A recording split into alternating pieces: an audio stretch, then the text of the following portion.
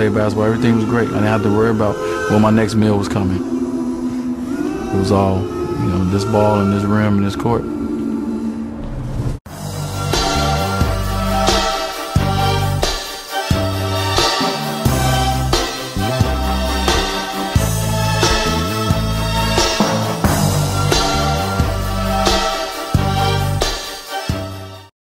We're at 5901 South Ferrari.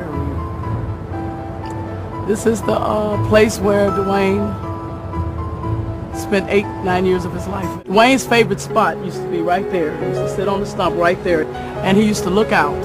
And Dwyane would see all the activity that was going on out here because it was drug-infested neighborhood.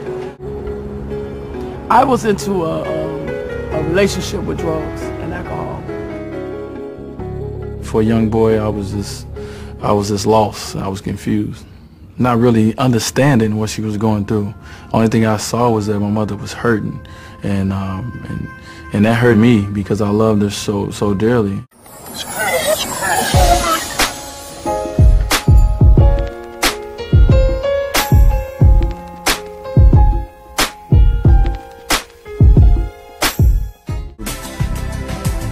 Tregill was the third daughter and Dwyane was the baby, so her responsibility was Dwyane.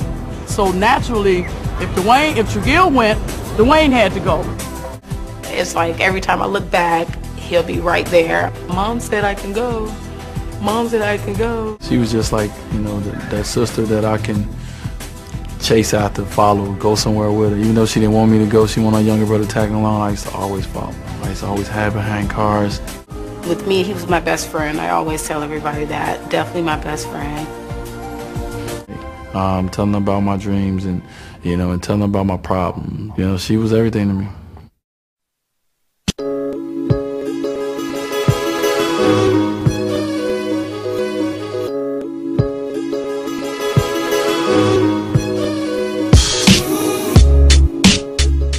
Tregill would be compelled to make a decision that would change her 9-year-old brother's life forever.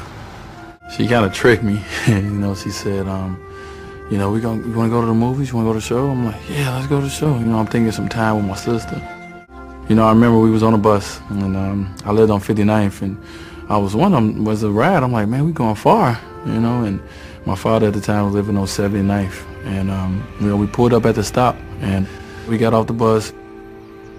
And she was like, all right, you're closing stuff upstairs. I'll be back to get you. I'll be back tomorrow. So I'm like, okay, she come back tomorrow.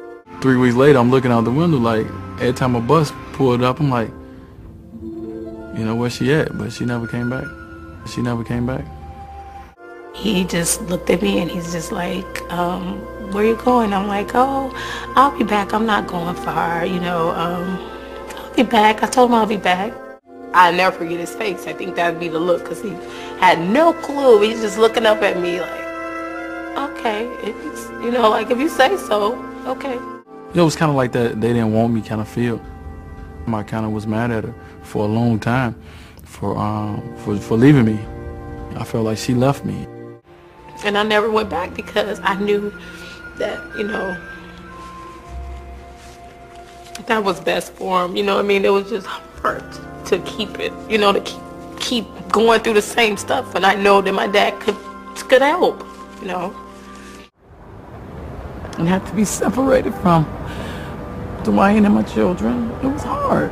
I missed him. He was my baby, Yeah. Lost cause.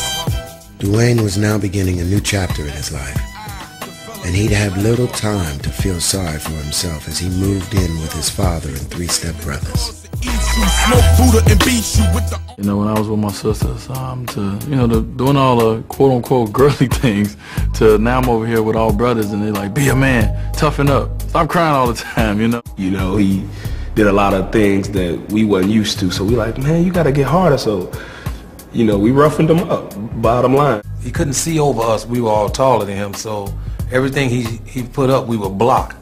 So back then we called him Lucky, because whenever he hit a shot, it was luck. Dwyane would cry all the time. If you knock Dwyane down, here come the tears. And we used to just say, get up, you can't quit. There's no quitting. How you gonna be better than anybody else if you quit? So I get it. I take it, bro, come up, try to block it, body to body. Okay, body to body, and I grabbed your arm because I was higher than you. Hey, Rob. And that's when he knew right then and there, young bro was growing up.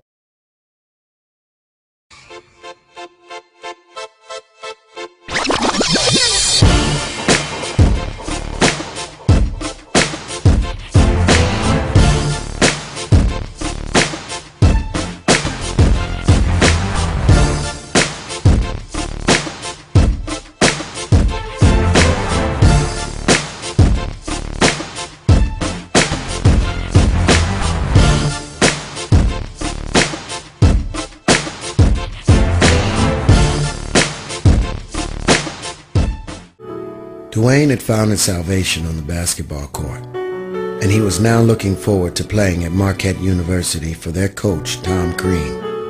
But there was still one obstacle that stood in Wade's way: the college entrance exam. It was the longest walk ever to go get them scores. When I got home, I called Coach Crean. I said, I'm about to open it. And when I opened it, I discovered that I didn't pass it. And I was boo-hooing on the phone with Coach. You know, we both were shedding tears because he knew how bad I wanted to come to Marquette.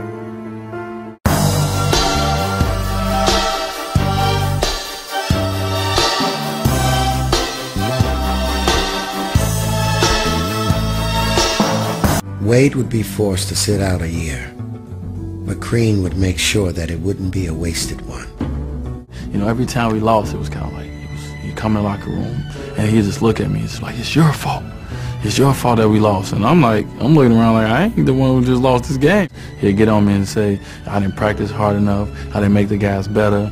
You know, and make me go around the room and tell people if they wasn't playing good. I had to sit on the bench with the coaches and take notes. He'd come to me and say, all right, what play do you think we should run? So he was trying to make me a student of the game.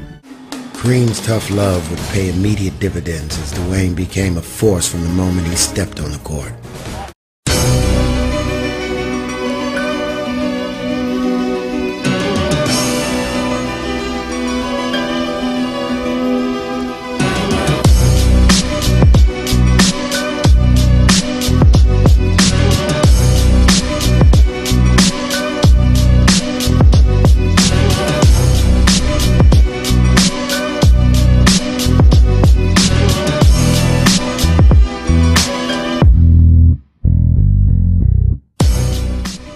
For Dwyane, it was as if all the parts of his life were finally coming together.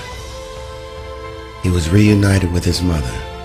Marquette was going to the Final Four, and an NBA career was just over the horizon. These were the things he could have only dreamed of when he looked out from his stoop on 59th and Prairie all those years ago.